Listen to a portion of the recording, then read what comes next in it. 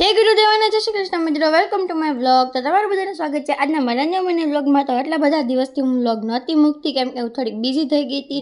Vlog upload કરવાનો અને બનાવવાનો ટાઈમ નહોતો મળતો. તો આજે મેં ફાઇનલી હું વ્લોગ અપલોડ કરી રહી છું.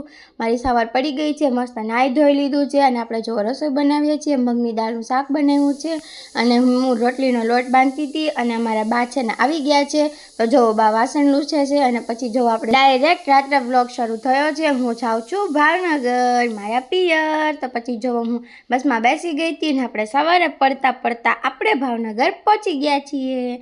અને મમ્મી જો રસોડામાં બેઠી હતી કેમ કે બધું કામ પતી ગયું હતું ને હું પપ્પા હારે વાતો કરતી. મારા પપ્પા બનાવે છે સમોસાનો મસાલો.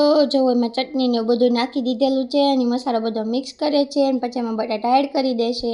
અને જો તમને એમ થતું હશે ને કે આટલા બધા સમોસા આ લોકો ખાઈ જશે, એવું નથી. મારા પપ્પાના સમોસાનો બિઝનેસ છે તો એ ઘરે સમોસા બનાવતા હોય એટલે. તો એને જો મસાલો ને બધું બનાવી નાખ્યું. હું પછી આવી ગઈ હતી રૂમમાં, થોડું ઘણું કામ હતું. જો ભાઈ છે ને એ બેઠો હતો એના ફ્રેન્ડ આરે બેઠો હતો ને હૂતો તો એને વિડીયો નહોતા હું તો મોઢું આડું કરી દીધું. પછી હું આવી ગઈ. જો હું દેખાડું છું તમને કે હજી મારે નાવાનું બાકી છે. અને પછી જો સાંજે સમોસા બની ગયા છે ને તો પપ્પા એને તળતા હતા પણ હું આવી ને હતા પપ્પા ગાયો, પપ્પા નહોતા.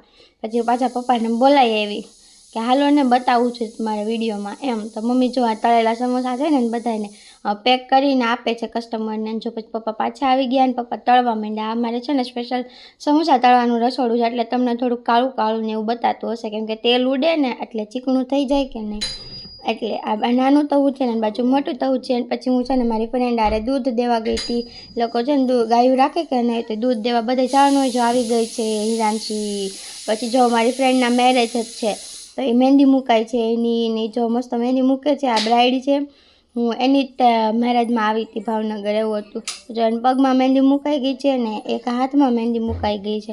હવે બીજા હાથમાં એની મહેંદી શરૂ હતી ને આપણે તો હજી મહેંદી મૂકવાની બાકી હતી. કાંઈ નહીં, મૂકી લે પછી આપણે સાંજે મૂકી દઈશું મહેંદી. મારે તો છે ને હિરાંશી પાસે જ મહેંદી મુકાવાની છે. તો જો હિરાંશીને ઘરમાં આવી ગઈ છું. હિરાંશીની જો આ ગાયું બાંધેલી છે. એની ગાય છે મોટી ને ઓલી બાજુ હજી બીજી બધી ગાયું છે પણ આ બે બાર હતી ને મેં તમને એ જ બતાવી ખાલી. મારી ફ્રેન્ડ પણ વ્લોગ બનાવે છે. તમારે એના વ્લોગ્સ જોવા હોય તો હિરાંશી ભૂષાને ફોલો કરી દેજો. તો પછી જો આપણે જમવાનું હતું દીપુ ભાભીના ઘરે, મારા મોટા બાપુ છે ને એમના ઘરે જમવાનું હતું. તો એ ભાભી બનાવતા હતા ઢોસો અને આ બધી ટીંગર બેસી ગઈ હતી જમવા. પછી મેં જમી લીધું અને પછી જો મેં મહેંદી મૂકી લીધી. અને જો મારી મહેંદી કેવી છે આપણે સાદી સિમ્પલ મૂકી હતી. તો ચાલો લાઈક, શેર અને સબસ્ક્રાઈબ. બાય.